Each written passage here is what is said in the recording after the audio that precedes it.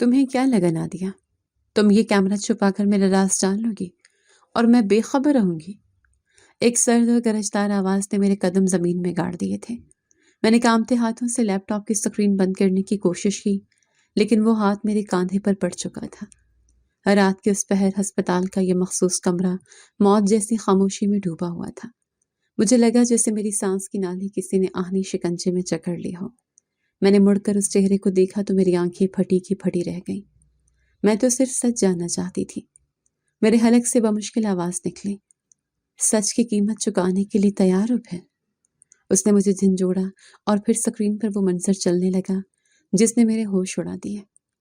میرا نام نادیہ ہے۔ میں ایک مڈل کلاس فیملی سے تعلق رکھتی تھی۔ میرے ابا کی ایک چھوٹی سی دکان تھی اور ہم 5 بہن بھائی تھے۔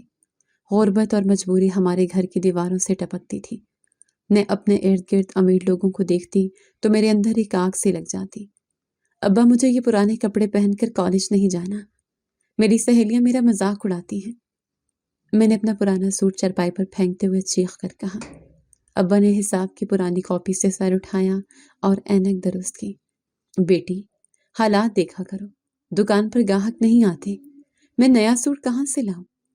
تو میں کیا کروں؟ کیا میں نے اس غریب خانے میں پیدا ہونے کی درخواست دی تھی؟ مجھے ان سب سے نفرت ہے۔ میرا غصہ بے قابو تھا۔ ماں کچن سے ہاتھ رگڑتی ہوئی باہر نکل آئی۔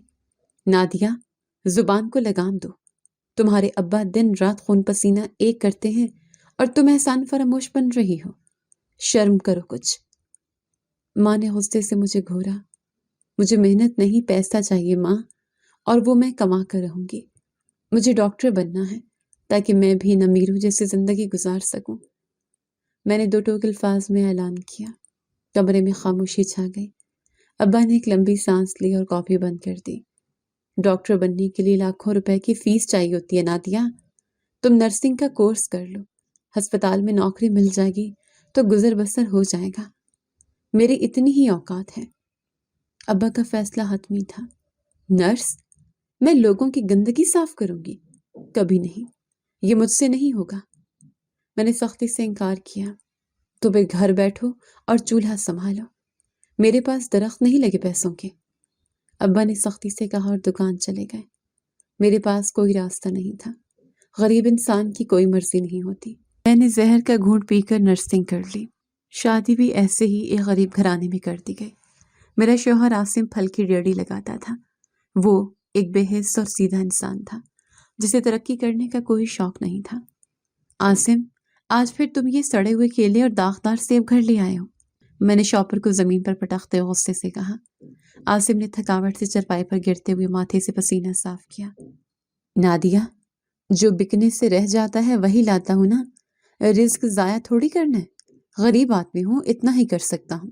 رزق؟ اسے رزق کہتے ہیں؟ تم کب تک اس ریڑھی پر سڑکوں کے دھکے کھاتے رہو گے؟ کچھ بڑا سوچو، کوئی دکان ڈالو تاکہ 2 پیسے زیادہ آئیں۔ میں نے اس کے پاس بیٹھ کر اسے جھنجھوڑا۔ دکان کے لیے لاکھوں کا کرایہ اور پگڑی چاہیے ہوتی ہے۔ شکر کرو روز کی روٹی مل رہی ہے۔ 2 بچے اسکول جا رہے ہیں، اللہ کا کرم ہے۔ اس نے آنکھیں بند کر لی۔ مجھے صرف دال روٹی نہیں چاہیے عاصم، مجھے ایک شاندار زندگی چاہیے، بڑی گاڑی، بڑا گھر اور عزت چاہیے۔ یہ غربت کی زندگی مجھ سے مزید برداشت نہیں ہوتی۔ میں نے غصے سے چادر کھینچی۔ خواہشات کی کوئی حد نہیں ہوتی نادیہ۔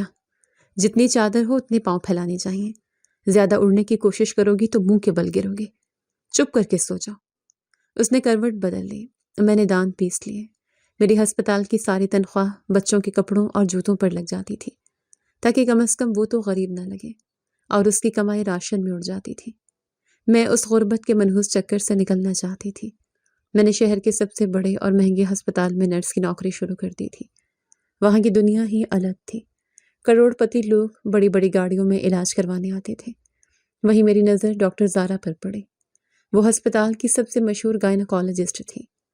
نادیہ، جلدی کرو، ڈاکٹر زارا کی گاڑی آ رہی ہے، ان کا کیبن تیار کرو، VIP مریض انتظار کر رہے ہیں۔ ہیڈ نرس نے مجھے بھاگتے ہوئے آواز دی۔ میں نے کیبن میں جا کر فائلیں سیدھی کی۔ کھڑکی سے باہر دیکھا تو ڈاکٹر زارا کی بلیک لینڈ کروزر پارکنگ میں رکی۔ ڈرائیور نے بھاگ کر دروازہ کھولا۔ ڈاکٹر زارا ایک ملکہ کی طرح باہر نکلی۔ اس کے ہاتھ میں لاکھوں کا پرس تھا اور لباس سے عمارت اور غرور جھلک رہا تھا۔ دیکھ رہی ہو نادیہ، کیا شان ہے میڈم کی، ایسا لگتا ہے ہسپتال ان کی جاگیر ہے۔ میری ساتھی نرس عائشہ نے میرے پاس کھڑے ہو کر حسرت سے کہا، شان تو ہوگی، ایک ایک مریض سے لاکھوں لوٹتی ہے، غریبوں کا تو یہاں داخلہ ہی بند ہے۔ میں نے طنز کیا، لوٹتی نہیں ہے، شفا دیتی ہے۔ تمہیں پتہ ہے آج پھر ایک عورت مٹھائی کا ڈبہ اور لاکھوں روپے لے کر آئی تھی ڈاکٹر زارا کے لیے۔ تم نے اس عورت کی خوشی نہیں دیکھی؟ عائشہ کی آنکھوں میں چمک تھی۔ کون سی عورت؟ وہی جو پچھلے مہینے آئی تھی، روتی ہوئی؟ میں نے حیرت سے پوچھا۔ ہاں، پورے 10 سال بعد اسے امید ہوئی ہے، اور وہ بھی صرف ڈاکٹر ازارا کے ایک رات کے علاج سے۔ لوگ اسے مسیحا مانتے ہیں، عائشہ نے رازدارانہ انداز میں کہا۔ ایسا کیا جادو کرتی ہے یہ عورت؟ کوئی تعویذ دیتی ہے کیا؟ مجھے تو یہ سب فراڈ لگتا ہے۔ میں نے فائلیں پٹکتے ہوئے پوچھا۔ کوئی نہیں جانتا نادیہ، وہ بس ایک رات کے لیے مریضہ کو اپنے VVIP وارڈ میں روکتی ہے، ایک خاص ٹرپ لگاتی ہے اور بس کام ہو جاتا ہے۔ صبح وہ عورت حاملہ ہوتی ہے اور اس کے بدلے ڈاکٹر منہ مانگی رقم لیتی ہے۔ عائشہ نے ارد گرد دیکھتے ہوئے سرگوشی کی۔ یہ بات میرے دماغ میں ہتھوڑے کی طرح بجنے لگی۔ ایک رات کی ڈرپ اور لاکھوں روپے کی فیس۔ میں نے اگلے کئی دن ڈاکٹر زارا پر کڑی نظر رکھی۔ ایک دن ایک نہایت امیر گھرانے کی عورت وارڈ میں آئی۔ ڈاکٹر صاحبہ، یہ لیجیے میری ساری جمع پونجی، یہ بلینک چیک ہے، جو رقم چاہے بھر لیں، بس میری گود بھر دیں۔ میرے سسرال والے مجھے طلاق دے دیں گے، وہ مجھے بانجھ تانے دیتے ہیں۔ وہ عورت ڈاکٹر زارا کے قدموں میں گر کر رو رہی تھی۔ ڈاکٹر زارا نے اسے اٹھایا اور کرسی پر بٹھایا۔ اپنے جذبات پر قابو رکھیں اور پیسے کاؤنٹر پر جمع کروائیں۔ آج رات وارڈ نمبر 7 میں شفٹ ہو جائیں۔ میں رات کو خود آپ کا علاج کروں گی، اور یاد رہے میرے وارڈ میں کوئی شور نہیں ہونا چاہیے۔ ڈاکٹر زارا کی آواز میں ایک عجیب سا غرور اور تحکم تھا۔ میں دور کھڑے یہ سب دیکھ رہی تھی۔ عورت نے نوٹوں کی گڈیاں اور چیک کاؤنٹر پر رکھی۔ میری آنکھیں نوٹوں کو دیکھ کر پھٹنے والی ہو گئی۔ اتنا پیسہ تو میں نے زندگی بھر نہیں دیکھا تھا۔ مجھے اپنی پوری زندگی کی محنت اس ایک رات کی کمائی کے سامنے حقیر لگنے لگی۔ ایک ہفتے بعد وہی عورت اپنے شوہر کے ساتھ دوبارہ ہسپتال آئی۔ ان کے ہاتھوں میں مٹھائی کے بڑے بڑے ٹوکرے اور پھولوں کے ہار تھے۔ ان کے چہروں پر ایسی خوشی تھی جسے پوری دنیا کی دولت مل گئی ہو۔ ڈاکٹر صاحبہ، آپ نے کمال کر دیا۔ میری بیوی کو امید ہو گئی ہے۔ آپ ہمارے لیے فرشتہ ہیں۔ ہم نے ہر جگہ سے علاج کروایا، لیکن شفا آپ کے ہاتھ سے ملی۔ اس آدمی نے مزید نوٹوں کی گڈیاں اور سونے کا ایک سیٹ ڈاکٹر زارا کی میز پر رکھ دیا۔ ڈاکٹر زارا نے ہلکی سی مسکراہٹ کے ساتھ سونے کا سیٹ اور پیسے دراز میں ڈالے۔ یہ سب اوپر والے کا کرم ہے، انسان تو صرف کوشش کرتا ہے۔ آپ جا سکتے ہیں، اور اپنا خیال رکھیے گا۔ اس دن میرے اندر کی لالچ نے تمام حدیں پار کر لی۔ اگر میں بھی یہ طریقہ سیکھ لوں تو میں بھی ایک کروڑ پتی بن سکتی ہوں۔ میں نے واش روم کے شیشے میں خود کو دیکھتے ہوئے حتمی فیصلہ کیا۔ میرا چہرہ ہوس اور لالچ سے تمتما رہا تھا۔ آخر ڈاکٹر زارا ایسا کون سا کیمیکل اس ٹرپ میں ملاتی ہے جو راتوں رات اثر کرتا ہے؟ یہاں پر بہت سی بڑی بڑی گائنیکالوجسٹ ہیں، لیکن یہی ڈاکٹر کیا علاج کرتی ہے جو لوگوں کو اتنی جلدی شفا ملتی ہے، اور وہ بھی 100% گارنٹی کے ساتھ۔ میری ڈیوٹی اکثر رات کی شفٹ میں اسی ڈاکٹر کے ساتھ ہوتی تھی۔ وہ نہایت سخت مزاج اور اصولوں کی پابند عورت تھی۔ اس کی مرضی کے بغیر وارڈ کا ایک پتا بھی نہیں ہل سکتا تھا۔ نادیہ، یہ فائلز میرے کیبن میں رکھ دو، اور وارڈ نمبر 7 کو آج رات کے لیے فوراً تیار کرو۔ ڈاکٹر زارا نے مجھے کوریڈور میں روک کر ایک تحکمانہ انداز میں آرڈر دیا۔ جی ڈاکٹر صاحبہ، ابھی کر دیتی ہوں، لیکن آج رات وارڈ کی ڈیوٹی پر کون ہوگا؟ کیا میں رک جاؤں آپ کی مدد کے لیے؟ میں نے جان بوجھ کر نہایت معصومیت سے پوچھا۔ ڈاکٹر زارا نے مجھے انتہائی سخت نظروں سے گھورا۔ اس کی آنکھوں کی چمک نے مجھے ایک پل کے لیے خوفزدہ کر دیا۔ تمہیں کتنی بار بتایا ہے کہ رات کو اس وارڈ کے آس پاس کوئی نہیں بھٹکنا چاہیے۔ مریضہ کو مکمل آرام چاہیے، اور میرا علاج مکمل تنہائی مانگتا ہے۔ میری بات سمجھ آئی یا نوکری سے نکال دوں؟ جی بالکل ایسا ہی ہوگا، معاف کیجیے گا، آئندہ سے غلطی نہیں ہوگی، میں نے سر جھکا کر کہا، لیکن میرے اندر تجسس کا طوفان برپا تھا۔ میں نے وارڈ تیار کیا، بستر کی مہنگی چادریں بدلیں، ڈرپ کا سٹینڈ سیٹ کیا اور کمرے کا ٹمپریچر نارمل کیا۔ وہ مطلوبہ مریضہ کو ایک رات رکنے کا کہتی، اور اس وقت اس وارڈ میں کوئی نہیں ہوتا تھا۔ ایک صرف مریضہ اور ڈاکٹر کے علاوہ کوئی تیسرا انسان وہاں قدم نہیں رکھ سکتا تھا۔ وہ رات بھر ایک ڈرپ لگا کر اس کا علاج کرتی تھی۔ میں رات بھر وارڈ کے باہر چکر کاٹتی رہتی، لیکن دروازہ اندر سے لاک ہوتا تھا۔ کسی کو اندر جانے کی اجازت نہیں تھی۔ یہ سب کچھ میں سوچ سوچ کر پاگل ہو رہی تھی کہ ایسے کیسے ہو سکتا ہے۔ کوئی تو ایسا فارمولہ یا دوائی ہے جو وہ اس ٹرپ میں ملاتی ہیں۔ وہ راز کیا ہے جو صرف اس بند کمرے تک محدود ہے؟ میں نے طے کر لیا تھا کہ میں آخر ڈاکٹر کا یہ راز معلوم کر کے ہی رہوں گی۔ اب یہ راز راز نہیں رہے گا، بلکہ یہ نسخہ میں بھی حاصل کر لوں گی۔ مجھے کسی کا کوئی ڈر نہیں تھا۔ اگر مجھے یہ علاج پتہ چل جائے تو میں یہ سیکھ کر بہت سے پیسے کماؤں گی، اپنے بچوں کو ایک شاندار اور لگژری زندگی دوں گی۔ میرے بہن بھائی جو پیچھے معمولی زندگی گزار رہے تھے، ان کی زندگی بہتر بنا دوں گی۔ میرے شوہر کو ساری زندگی اس پھل کی ریڑھی پر دھوپ میں نہیں چلنا پڑے گا، بلکہ وہ میرے پیسوں پر عیاشی کرے گا۔ میں ہسپتال کی مالکن بن کر راج کروں گی، اور ڈاکٹر زارا جیسی عورتیں میرے اندر کام کریں گی۔ یہ خیالات میرے دماغ میں ایک زہر کی طرح پھیل رہے تھے۔ مجھے اب اپنی نرسنگ کی معمولی نوکری سے شدید گھن آنے لگی تھی۔ میں جب بھی ڈاکٹر زارا کو اس کی قیمتی کرسی پر بیٹھے دیکھتی، میرے اندر حسد کی آگ بھڑک اٹھتی۔ وہ مجھ سے زیادہ قابل نہیں تھی، بس اس کے پاس وہی خاص راز تھا جس نے اسے فرش سے عرش پر پہنچا دیا تھا، اور وہ راز مجھے ہر حال میں چاہیے تھا، کسی بھی قیمت پر اور کسی بھی طریقے سے۔ رات کے اندھیرے میں ہسپتال کی عمارت کسی خوفناک بھوت بنگلے کی طرح لگ رہی تھی، لیکن میرے اندر لگی لالچ کی آگ اس اندھیرے سے کہیں زیادہ گہری تھی۔ میں نے اپنے قدموں کی آواز کو بمشکل دبایا اور کوریڈور میں چلنے لگی۔ ڈاکٹر زارا کا کیبن لاک تھا، لیکن میں نے صفائی والے عملے سے چوری چھپے ایک ماسٹر چابی بنوا لی تھی۔ میری دھڑکنیں میرے کانوں میں گونج رہی تھیں۔ مجھے آج وہ قیمتی فارمولہ ہر حال میں ڈھونڈنا ہے جو ان غریبوں کو امیر اور بانجھ عورتوں کو مائع بناتا ہے۔ میں نے کانپتے ہاتھوں سے چابی تالے میں گھماتے ہوئے اپنے آپ سے سرگوشی کی۔ دروازہ ہلکی سی آواز کے ساتھ کھلا اور میں اندر داخل ہو گئی۔ کیبن کے اندر ایک عجیب سی مہک تھی جو ڈاکٹر زارا کے مہنگے پرفیوم کی تھی۔ میں نے جلدی سے دروازے کھولنا شروع کر دی۔ وہاں صرف عام سی فائلیں اور کچھ نارمل میڈیکل رپورٹس تھیں۔ میرا ماتھا پسینے سے بھیگنے لگا۔ میں نے ایک ایک کاغذ کو الٹ پلٹ کر دیکھا، شاید کوئی ڈائری مل جائے جس میں وہ اپنا خفیہ نسخہ لکھتی ہوں۔ یہاں تو کچھ بھی نہیں ہے۔ آخر وہ اپنا جادوئی انجیکشن کہاں چھپاتی ہے؟ میں نے فائلیں پٹکتے ہوئے غصے سے دانت پیسے اور دوسری الماری کی طرف بڑھی۔ وہ الماری شیشے کی تھی اور اس میں کئی طرح کی ادویات پڑی تھیں۔ میں نے موبائل کی ٹارچ چلا کر ہر بوتل کو غور سے دیکھا، لیکن وہ سب عام استعمال کی چیزیں تھیں۔ اچانک باہر کوریڈور میں کسی کے قدموں کی آواز ابھری۔ میرے پیروں تلے سے زمین نکل گئی۔ کوئی بھاری بوٹ پہنے اس طرف آ رہا تھا۔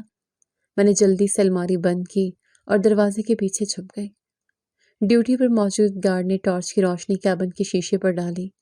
چند سیکنڈ مجھے سالوں کی طرح محسوس ہوئے۔ میرا سانس جیسے سینے میں اٹک گیا تھا۔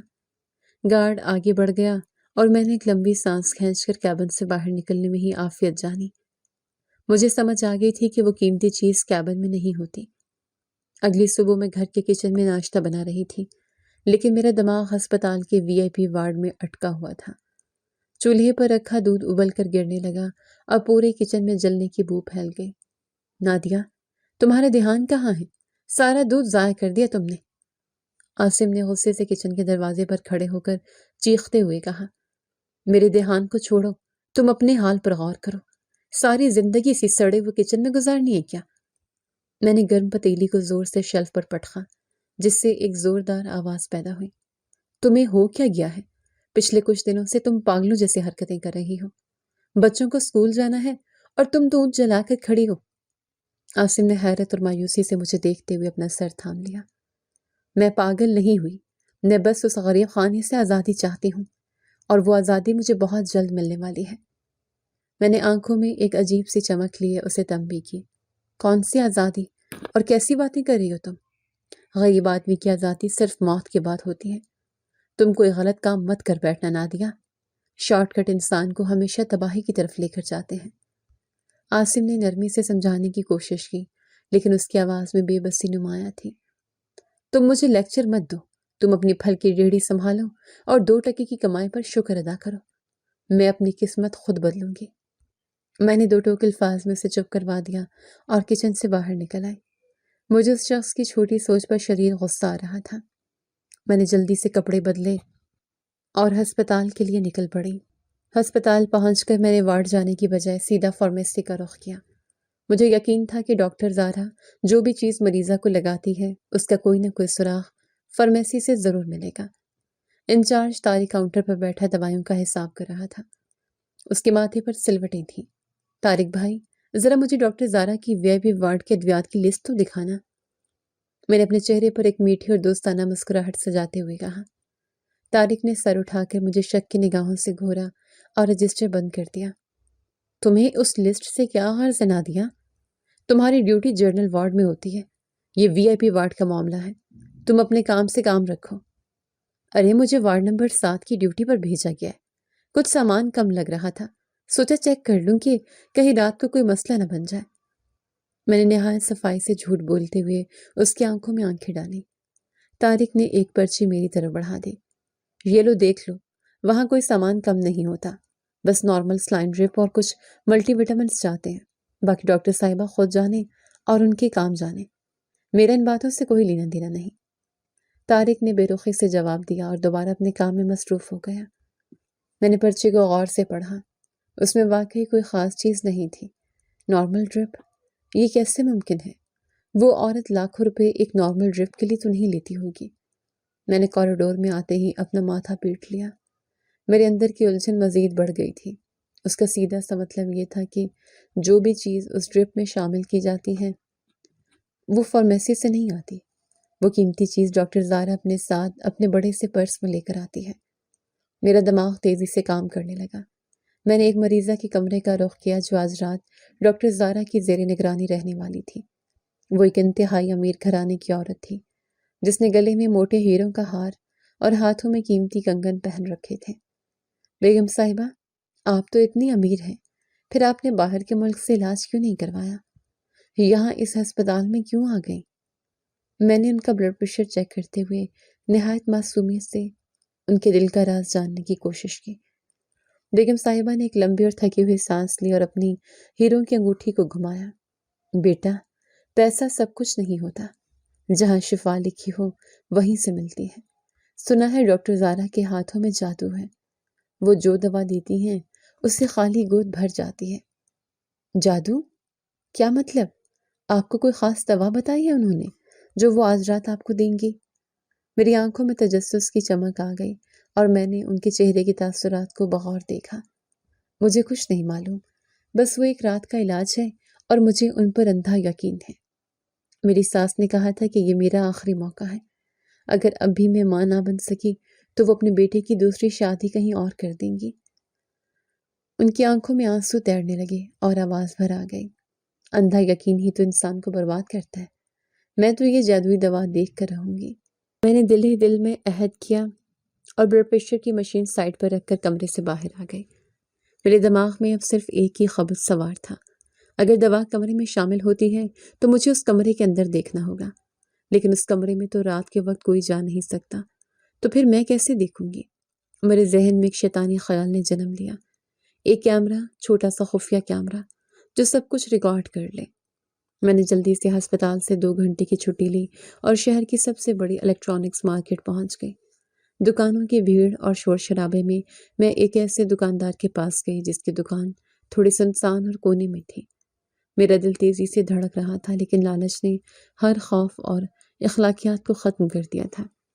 مجھے ایک ایسا کیمرہ چاہیے جو بالکل نظر نہ آئے، انتہائی چھوٹا ہو اور رات کے اندھیرے میں بھی صرف صاف ویڈیو بنائے۔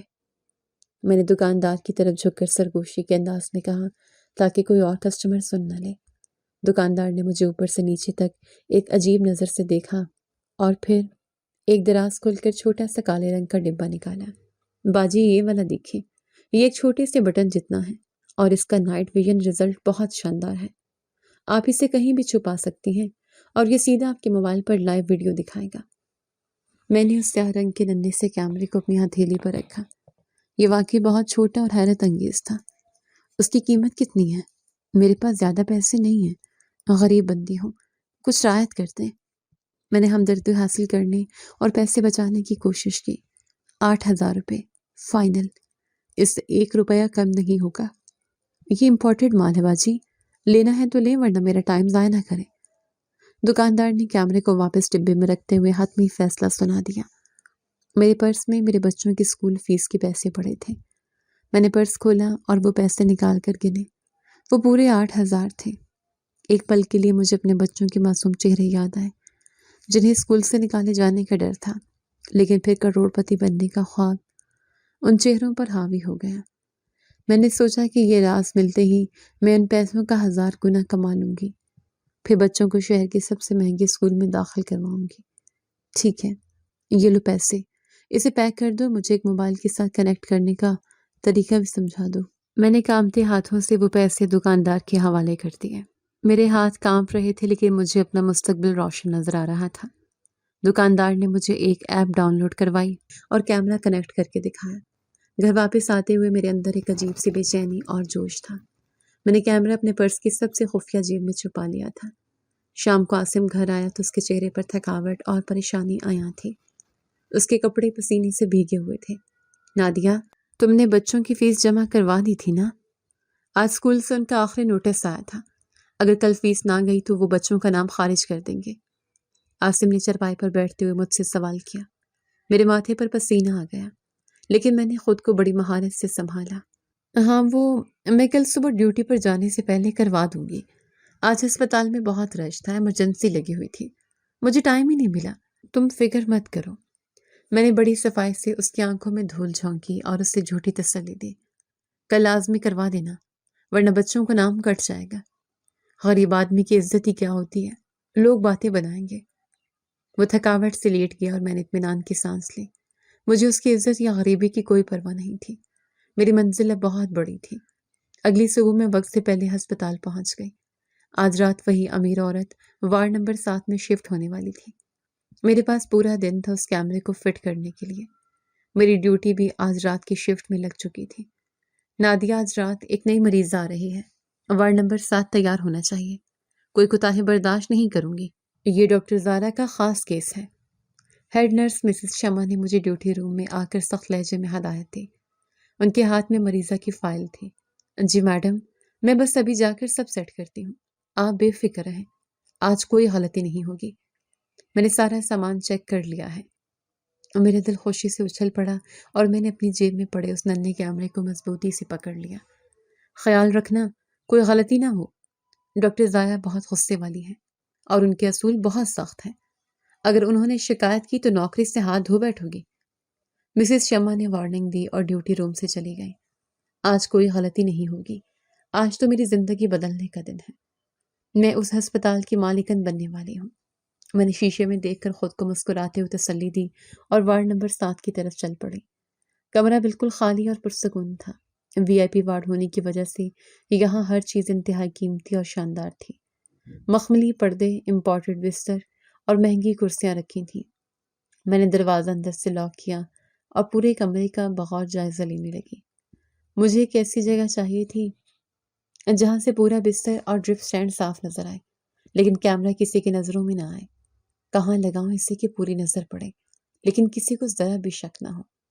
میں نے چھت، دیواروں اور فرنیچر کو گھورتے ہوئے پریشانی سے سوچا۔ میری نظر سامنے والی الماری کے اوپر رکھے خوبصورت اور بڑے سے پھولدان پر پڑی جس میں مصنوعی پھول اور چوڑے پتے سجے ہوئے تھے۔ وہ جگہ بستر کے بالکل سامنے تھی اور اونچائی پر ہونے کی وجہ سے وہاں کسی کی نظر نہیں جا سکتی تھی۔ یہ بالکل صحیح جگہ ہے۔ اس پھولدان کے پتوں کے درمیان یہ کیمرہ کبھی کسی کو نہیں ملے گا۔ کوئی سوچ بھی نہیں سکتا کہ یہاں کچھ ہو سکتا ہے۔ میں نے ایک بھاری کرسی کھینچی اور احتیاط سے اس پر کھڑی ہو گئی۔ میں نے نہایت احتیاط سے کیمرے کو ایک بڑے سبز پتے کے پیچھے ڈبل ٹیپ کی مدد سے چپکا دیا اور اس کا رخ سیدھا مریضہ کے بستر کی طرف کر دیا۔ میں نے جلدی سے اپنا موبائل نکالا اور ایپ آن کر کے اسکرین پر رزلٹ چیک کیا۔ بستر، ڈرپ سٹینڈ اور وہ کرسی جہاں ڈاکٹر زارا بیٹھتی تھی بالکل صاف نظر آ رہے تھے۔ بس اب تم مجھے ڈاکٹر زارا کا وہ کروڑوں کا راز دکھاؤ گے اور پھر میری غریبی ہمیشہ کے لیے ختم ہو جائے گی۔ میں بھی ریشم پہنوں گی اور بڑی گاڑی میں گھوموں گی۔ میں نے کیمرے کو پھولوں کے درمیان مزید چھپاتے ہوئے ایک گہری اور اطمینان بخش سانس لی۔ اچانک دروازے کے ہینڈل پر کسی کا ہاتھ پڑا اور وہ زور سے گھوما۔ ہینڈل لاک ہونے کی وجہ سے کھلا نہیں تو باہر سے کسی نے زوردار طریقے سے دروازہ کھٹکھٹایا۔ میرا دل دھک سے رہ گیا۔ میں جلدی سے کرسی سے اتری لیکن میرا پاؤں کرسی کے کنارے سے پھسلا اور میں زوردار آواز کے ساتھ زمین پر گر پڑی۔ میری ٹانگ میں شدید درد اٹھا۔ دروازہ کھولو، اندر کون ہے؟ باہر سے آواز آئی۔ میں نے لنگڑاتے ہوئے جا کر دروازہ کھولا۔ نادیہ، تم اندر کیا کر رہی ہو اتنی دیر سے؟ اور تم نے دروازہ اندر سے کیوں لاک کیا تھا؟ دروازہ کھلتے ہی ڈاکٹر زارا کی غضبناک آواز پورے کمرے میں گونجی۔ ان کی آنکھوں میں شعلے بھڑک رہے تھے اور ان کا چہرہ غصے سے سرخ تھا۔ میرے حلق میں کانٹے چبھنے لگے۔ میں نے زمین سے اٹھتے ہوئے اپنے کپڑے جھاڑے اور خوف سے کانپنے لگی۔ میں بس یہ پھولدان سیدھا کر رہی تھی۔ ہوا سے گر گیا تھا اور دروازہ تو بس ایسے ہی لاک ہو گیا تھا، غلطی سے، دھیان نہیں رہا۔ میں نے ہڑبڑا کر ایک نہایت بھونڈا جھوٹ بولتے ہوئے نظریں جھکا لی۔ ڈاکٹر زارا نے مجھے شک کی نگاہوں سے اوپر سے نیچے تک دیکھا۔ ان کی تیز نظریں پورے کمرے کا جائزہ لے رہی تھیں۔ وہ کرسی کی طرف دیکھ رہی تھی جو اپنی جگہ سے ہٹی ہوئی تھی۔ مجھے لگا جیسے میری چوری پکڑی گئی ہے اور اب وہ مجھے پولیس کے حوالے کر دیں گی۔ میرا وارڈ تیار ہے، مریضہ کو شفٹ کیا جا رہا ہے۔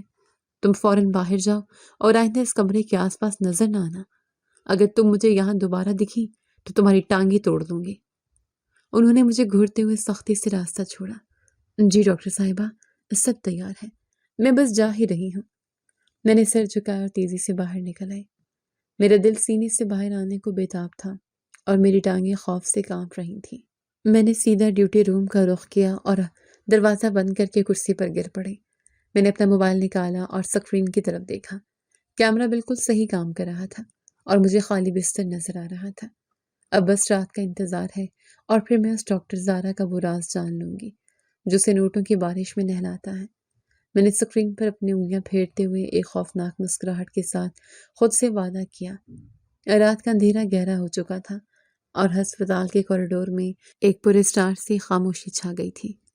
میری ڈیوٹی نرسنگ کاؤنٹر پر تھی لیکن میری تمام تر توجہ وارڈ نمبر 7 کے بند دروازے اور اپنی جیب میں پڑے موبائل فون پر تھی۔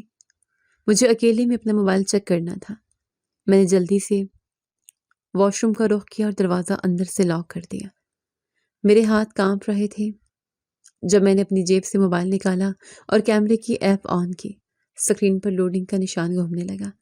ہسپتال کے اس حصے میں انٹرنیٹ کے سگنل بہت کمزور آ رہے تھے۔ جلدی چل جاؤ، میری قسمت کا فیصلہ آج اسی اسکرین سے ہوگا۔ میں نے موبائل پکڑتے ہوئے اسکرین کو زور سے ہلایا۔ میری سانسیں تیز ہو رہی تھیں اور لالچ نے میرے دماغ پر قبضہ کر لیا تھا۔ اچانک اسکرین پر تصویر صاف ہو گئی۔ میں نے دیکھا کہ وہ امیر عورت وارڈ کے مہنگے بستر پر لیٹی ہوئی تھی۔ اس کا چہرہ زرد تھا اور آنکھوں میں ایک عجیب سی امید اور خوف ملا جلا تھا۔ ڈاکٹر زارا اس کے پاس کھڑی تھی۔ انہوں نے اپنا بڑا سا قیمتی پرس کرسی پر رکھا ہوا تھا۔ بس اب تم وہ جادوئی دوا نکالو جو تم اس ڈرپ میں ملاتی ہو اور پھر وہ دوا میری ہو جائے گی۔ میں نے اسکرین کے قریب آنکھیں کرتے ہوئے خود سے سرگوشی کی۔ میری آنکھیں اسکرین پر جمی ہوئی تھیں۔ ڈاکٹر زارا نے نارمل سلائن کی ڈرپ سٹینڈ پر لٹکائی اور مریضہ کے ہاتھ میں کینولا لگانے لگی۔ ان کے چہرے پر ایک عجیب سا سکون اور سنجیدگی تھی۔ انہوں نے مریضہ سے کچھ کہا جو مجھے سنائی نہیں دیا کیونکہ کیمرے میں آواز اتنی صاف نہیں آ رہی تھی۔ تم فکر مت کرو، یہ رات تمہاری زندگی کی آخری مایوس کن رات ہوگی۔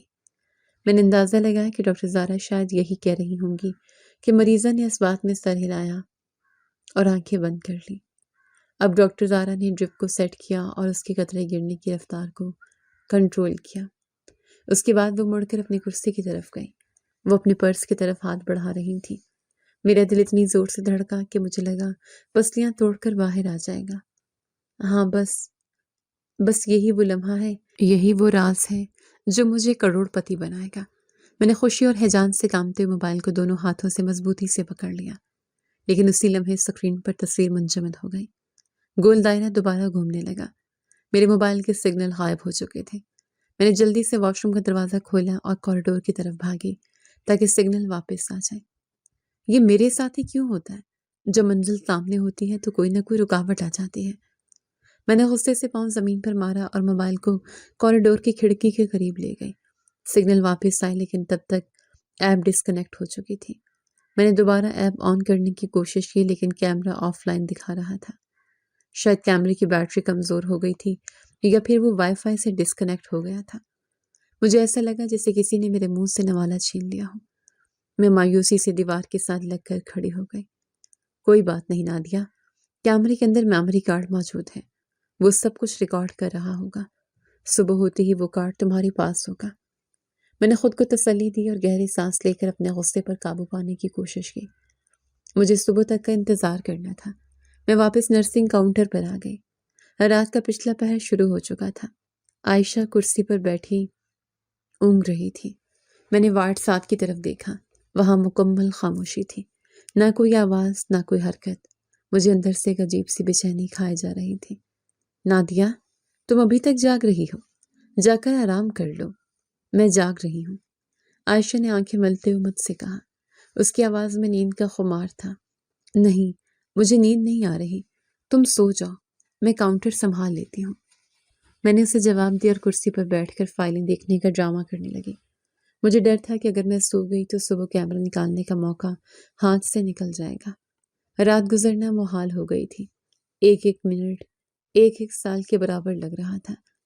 میرے دماغ میں صرف ایک ہی خاکہ گردش کر رہا تھا کہ صبح میں وہ میموری کارڈ نکالوں گی، گھر جا کر لیپ ٹاپ پر ویڈیو دیکھوں گی، وہ فارمولا نوٹ کروں گی اور پھر ہسپتال سے استعفیٰ دے دوں گی۔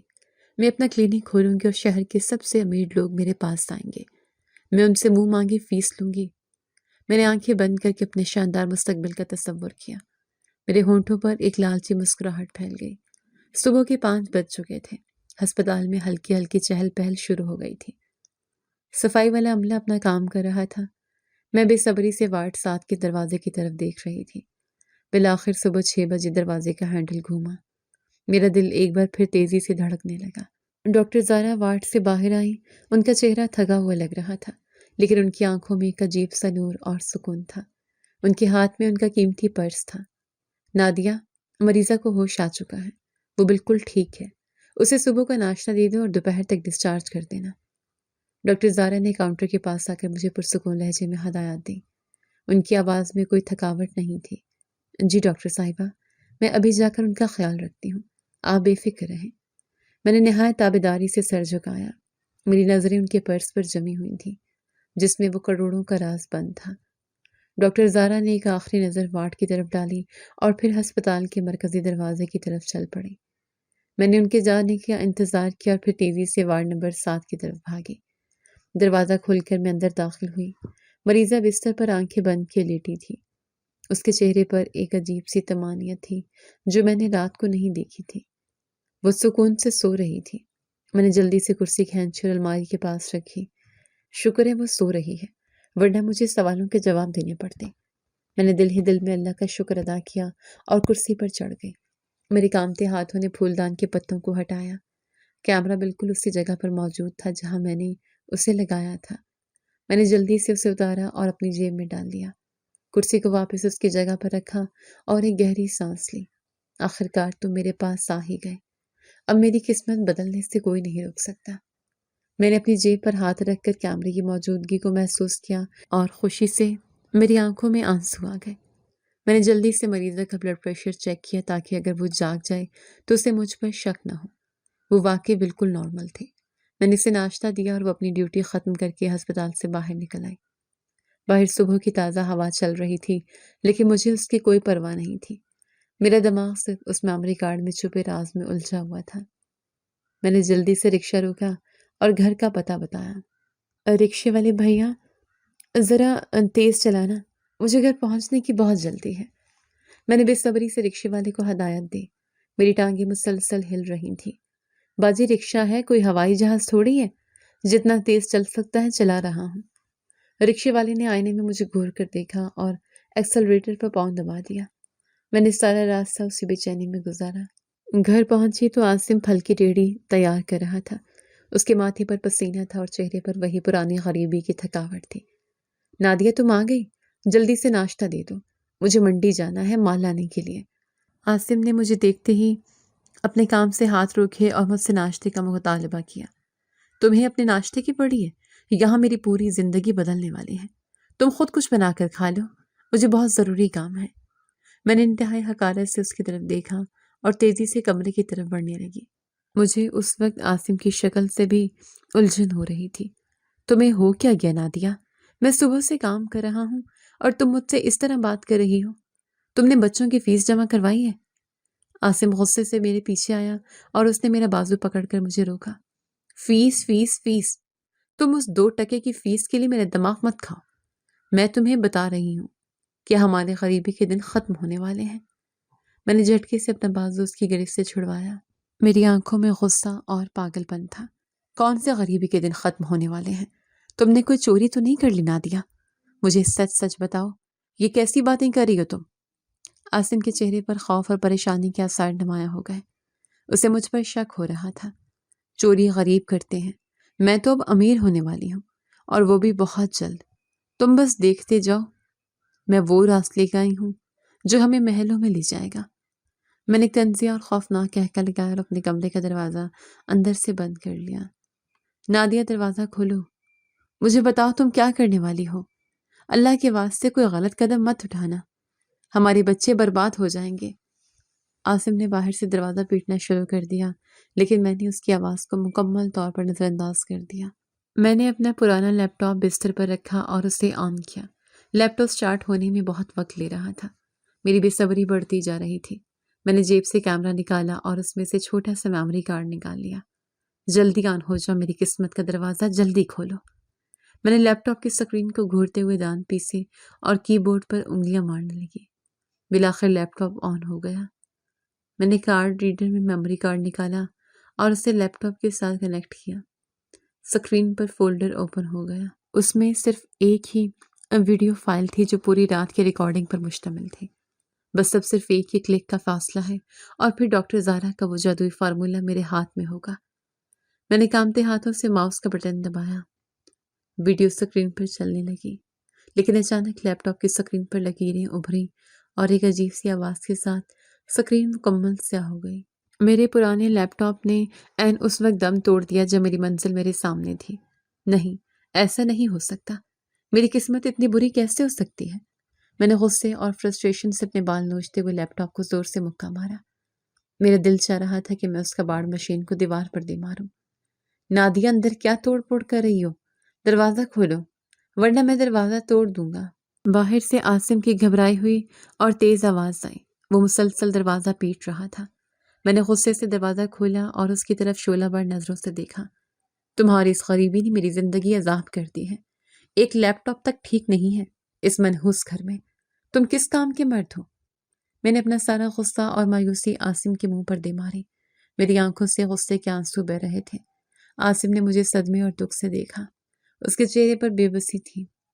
میں غریب ضرور ہوں نادیہ، لیکن میں نے کبھی حرام کی کمائی کا نہیں سوچا۔ تم جس راستے پر چل پڑی ہو وہاں صرف تباہی ہے۔ وہ ایک سرد آہ بھر کر پیچھے ہٹ گیا اور چپ چاپ گھر سے باہر نکل گیا۔ مجھے اس کے جانے کی کوئی پرواہ نہیں تھی۔ میرا سارا دھیان اس میموری کارڈ پر تھا۔ میں نے کارڈ نکالا اور اسے اپنی جیب میں محفوظ کر لیا۔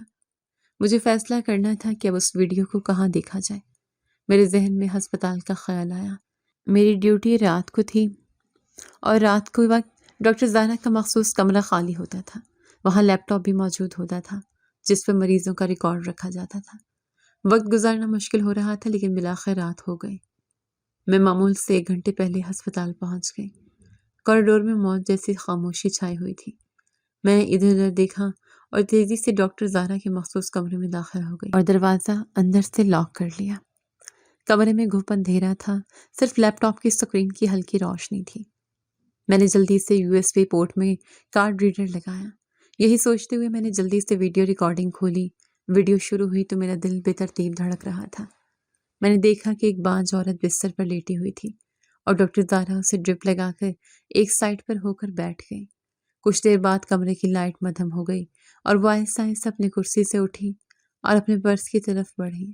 یہ سب دیکھ کر میرا دل زور زور سے دھڑکنے لگا۔ آخر یہ پرس میں سے ایسی کیا چیز نکالے گی؟ کیا کوئی دوائی ہوگی یا کوئی تعویذ دھاگا جس سے یہ عورت حاملہ ہو جائے گی؟ میں اسکرین کو پوری توجہ سے دیکھ رہی تھی۔ اس وقت میں یہ بھی بھول چکی تھی کہ کوئی مجھے دیکھ رہا ہے یا نہیں، کیونکہ اس وقت میں راز کے بالکل قریب آ چکی تھی۔ میں پوری توجہ سے متوجہ تھی کہ ڈاکٹر نے پرس کھولا۔ جب اس نے پرس پر ہاتھ ڈالا تو میرا دل جس سے رک گیا ہو، بس ابھی وہ نسخہ نکل آئے گا۔ ہو سکتا ہے کوئی انجیکشن ہو جو ڈاکٹر اسی ڈرپ میں شامل کرتی ہوگی۔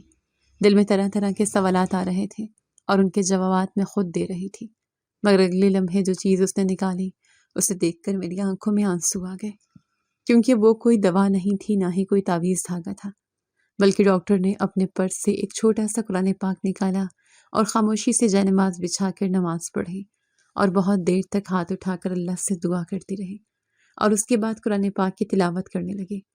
یہ سب کچھ کرنے کے بعد وہ رو رو کر کہہ رہی تھی، یا اللہ، میں تو صرف کوشش کرتی ہوں، اصل شفا تو تیرے ہاتھ میں ہے، اس عورت کی گود بھر دے۔ یہ دیکھ کر میرے ہاتھ کانپنے لگے کہ میں ڈاکٹر زارا کے بارے میں اتنا غلط سوچ رہی تھی کہ وہ لالچ میں نہ جانے کون سا نسخہ آزماتی ہیں۔ دراصل شفا تو اللہ پاک نے اس کے ہاتھ میں رکھی ہے۔ میں سکرین کے سامنے بت بنی بیٹھی تھی، میرے گالوں پر آنسوں کی لڑی بہہ رہی تھی۔ میری سالوں کی لالچ، میری ہوس اور میرا غرور اسے ایک منظر نے ریزہ ریزہ کر دیا تھا۔ میں جس عورت کو ایک لٹیری اور جادوگرنی سمجھ رہی تھی، وہ تو راتوں کو اٹھ کر اپنے مریضوں کے لیے اللہ کے حضور ہوتی تھی۔ تمہیں کیا لگا نادیہ؟ تم یہ کیمرہ چھپا کر میرا راز جان لو گی اور میں بے خبر رہوں گی؟ ایک سرد اور گرجدار آواز نے میرے قدم زمین میں گاڑ دیے تھے۔ میں نے کانپتے ہاتھوں سے لیپ ٹاپ کی سکرین بند کرنے کی کوشش کی، لیکن ایک بھاری ہاتھ میرے کاندھے پر پڑ چکا تھا۔ رات کے اس پہر ہسپتال کا یہ مخصوص کمرہ موت جیسی خاموشی میں ڈوبا ہوا تھا۔